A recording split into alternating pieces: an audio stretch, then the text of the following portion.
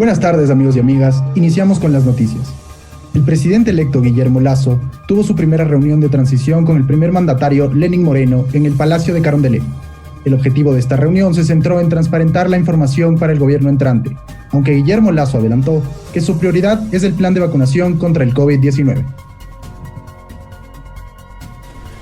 Hoy, Guillermo Lasso ingresó a Carondelet por primera vez como presidente electo del Ecuador. Después de saludar a la prensa, ingresó al salón protocolar, donde el actual presidente Lenín Moreno le recibió con esta frase. ¿Esa queda servida? No queda servida. No queda servida, señor presidente. Lasso explicó que de momento la prioridad del país es gestionar la vacunación contra el COVID-19. Hay un miedo, hay una preocupación y lo que desea la familia ecuatoriana es vacunarse bajo un proceso amplio, equitativo, igualitario, que no deje a nadie por fuera. Antes de iniciar el conversatorio privado, indicaron que esta reunión de transición priorizará el plan de vacunación y análisis económico del país. Lenín Moreno también señaló que ha trabajado junto al Programa de las Naciones Unidas para el Desarrollo durante los últimos 3 meses, para entregar al nuevo mandatario 65 proyectos, 455 contratos y 131 iniciativas prioritarias vinculadas a la pandemia. Muchas gracias, presidente Moreno, por recibirnos esta mañana aquí en el Palacio de Carondelet. Sin duda alguna, empezamos a asumir el primer desafío, y es el gobierno en transición. Agradezco que usted haya preparado una comisión dedicada a la transferencia de información y datos. De mi lado también he creado una comisión para receptar esa información y esos datos. Tendré la oportunidad de conversar a solas con el presidente Moreno, poder empaparme sobre algunos puntos del Estado. Creo yo que el primero de ellos será la vacunación. Los ecuatorianos esperan vacunarse, hay un temor, hay un miedo, hay una preocupación, y lo que desea la familia ecuatoriana es vacunarse bajo un proceso amplio, equitativo, igualitario, que no deje a nadie por fuera.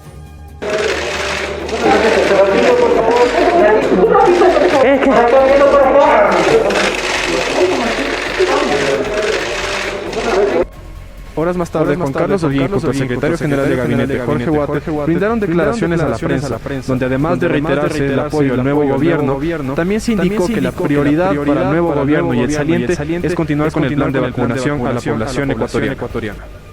De detenerse, por lo tanto hay, como explicaba el ministro Water, ya una coordinación intersectorial liderada en nuestro caso por el vicepresidente Alfredo Borrero, y efectivamente nuestra prioridad es traer vacunas para los ecuatorianos. Jorge Water afirmó que las conversaciones entre Lenín Moreno y Guillermo Lasso continuarían en lo que resta del día, analizando la situación interna del país y el proceso transitorio.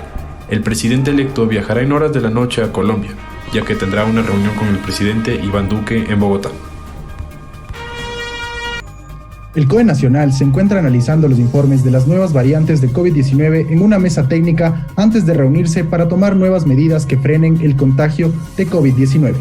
Ante esto, los sectores empresariales han manifestado que las medidas que tome el gobierno deben ser focalizadas para no afectar a la economía del país. El gobierno y el COE Nacional han propuesto durante la última semana declarar por 4ª vez estado de excepción para frenar el incremento de contagios e impacto del COVID-19 en el país, aunque señalaron que se descarta como medida la implementación de un confinamiento total. Además, la Corte Constitucional, en un comunicado, señaló que esta institución no limita, restringe o autoriza que el presidente cumpla y haga uso de sus facultades como primer mandatario. Por otro lado, Juan Zapata, presidente del COE Nacional, comentó que la institución de momento está trabajando para poder implementar nuevas medidas. Nosotros, tasa de contagios, capacidad hospitalaria, incremento de la velocidad de contagios, tasa de letalidad, también nuevas variantes, el tema de las incivilidades y sobre todo el déficit de la norma ordinaria para manejo de la pandemia. Por otro lado, en el sector empresarial hay preocupación ante las posibles restricciones, como lo explica el presidente de la Cámara de Comercio, Carlos Loaiza. Efectivamente, que vemos con preocupación el anuncio de este tipo de medidas, sin duda por el efecto que van a tener en la economía. Solamente para tomar como referencia el año 2020, las empresas, los pequeños, grandes comerciantes, las pequeñas y grandes empresas en Quito perdieron ingresos por cerca de 12.000 millones de dólares. Loaiza indicó que deben existir medidas que contengan el contagio, aunque deben estar pensadas en no afectar a la economía. La principal fuente de contagio está en las aglomeraciones, está en los sistemas de transporte, está en las fiestas, está en los hogares, está en estas fiestas clandestinas, y es ahí donde deben dirigirse los controles. Esta es una de las alternativas que propone el sector empresarial de la capital. De momento se espera un pronunciamiento oficial del COE nacional con respecto a nuevas medidas. La movilización de los usuarios de los diferentes terminales del país se vio afectada esta mañana debido al inicio del paro de 48 horas de los transportistas interprovinciales. Además, en horas de la mañana, se registró el cierre de vías en algunas provincias al sur del país. Conozca los detalles en la siguiente nota. Así lucía el terminal terrestre. Los pasajeros estaban desconcertados al encontrarse con ventanillas cerradas y sin poder cumplir sus trayectos cotidianos. Esta situación se vivió también en otros de los terminales del país, como vemos en Manabí, Guayaquil y Cuenca, donde las actividades se paralizaron completamente. A pesar de que en horas de la mañana el ministro de Gobierno Gabriel Martínez informó vía Twitter que el cierre de vías es ilegal y que no se permitiría que esto suceda, se registraron cierres de vías en las provincias de Loja y Azuay. De esta manera, arrancó el paro nacional de transportistas interprovinciales, acordado previamente por la Federación Nacional de Transporte Público de Pasajeros Intra e Interprovincial del Ecuador, FENACOTIP, el cual tendrá una duración de 48 horas. Telmo Ramírez, accionista de la cooperativa Transesmeraldas, señala que el objetivo es continuar con un paro pacífico. Ojo, que se tome en cuenta que es un paro de brazos caídos. No estamos obstaculizando calles, ni carreteras, ni nada, ¿sí? Es un paro sin trabajo, las unidades están paradas, no están movilizadas en ninguna parte, entonces no tampoco estamos caotizando ni interrumpiendo el transporte a ninguna parte del país. La FENACOTIP, a través de su presidente Abel Gómez, manifestó que esta medida fue tomada debido al alza de diésel y a la nula respuesta con respecto a un trato especial hacia sus conductores en relación a préstamos que adquirieron con entidades financieras. El ministro Gabriel Martínez manifestó que ya se encuentran entablando diálogos con los transportistas para resolver la para de la movilización. Las provincias de Imbabura, Tungurahua, El Oro y Pichincha anunciaron que no participarán en ningún tipo de paro anunciado por la FENACOTIP. Los vendedores informales también están en desacuerdo con el posible estado de excepción y nos explican las consecuencias que esto traería para la economía de sus hogares. Los comerciantes informales de la ciudad de Ambato, como José Silva con su negocio de cerrajería y Manuela Caranqui con la venta de zapatos, están en contra de un confinamiento total debido a la gran afectación económica que tendría en sus hogares un nuevo estado de excepción. La gente no saldría y yo tampoco podría salir a vender. ¿Y de dónde voy a vivir para mis hijos? ¿De dónde vamos a mantenernos? Porque nosotros nos mantenemos de ellos. Ante la falta de productividad en los negocios, los vendedores como José, de 74 años y con discapacidad física, han optado como último recurso pedir préstamos a los bancos. Sin embargo, las deudas se siguen acumulando y aseguran que un confinamiento imposibilitaría pagarlas a tiempo. Tendría que ir a hablar del banco, yo qué sé, y eso es lo que no quiero quedar mal, porque de ley, pues, trabajando por lo menos vamos a rejuntar para las mensualidades que tengo que pagar. Entre abril y marzo, el Servicio de Rentas Internas denominó a la provincia de Pichincha la más perjudicada en ventas y en exportaciones a causa de la pandemia, con una disminución de 4.656 millones de dólares. Le sigue Guayas, Azuay y Tungurahua con pérdidas de 664 millones de dólares. Un primer caso de la variante brasileña del P1 de COVID-19 fue detectado en Puerto Viejo.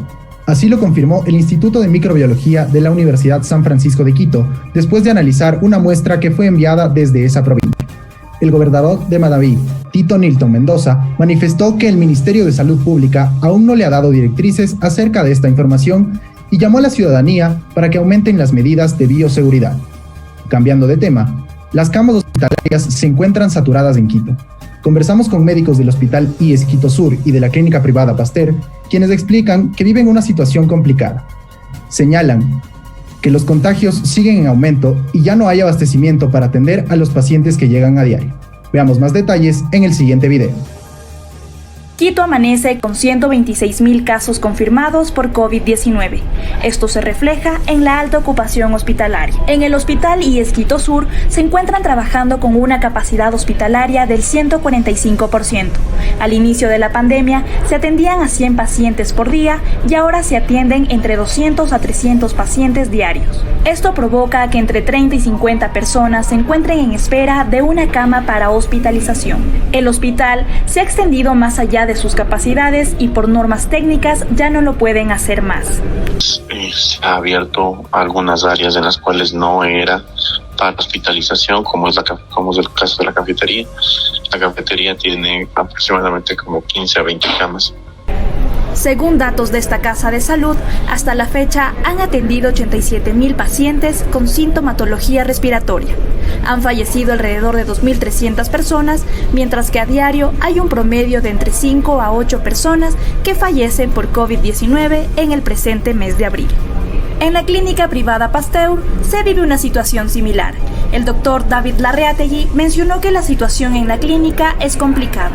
Actualmente disponen de 11 camas de hospitalización y 2 camas de terapia intensiva. De momento reciben entre 7 y 14 pacientes por día, mientras en la parte ambulatoria cada médico atiende entre 20 y 30 pacientes con COVID. Intensivos solo adultos mayores. En pacientes de hospitalización siguen siendo los adultos mayores en primer lugar y después tenemos el grupo de 20 a 50 años. Ante esta situación, las Federaciones Unidas de Profesionales de la Salud del Ecuador pidieron al gobierno que decrete confinamiento total para controlar la situación que atraviesa el país por aumento de casos y hospitales saturados. Afirman que el confinamiento nacional por 21 días ayudaría a controlar la situación actual del Ecuador.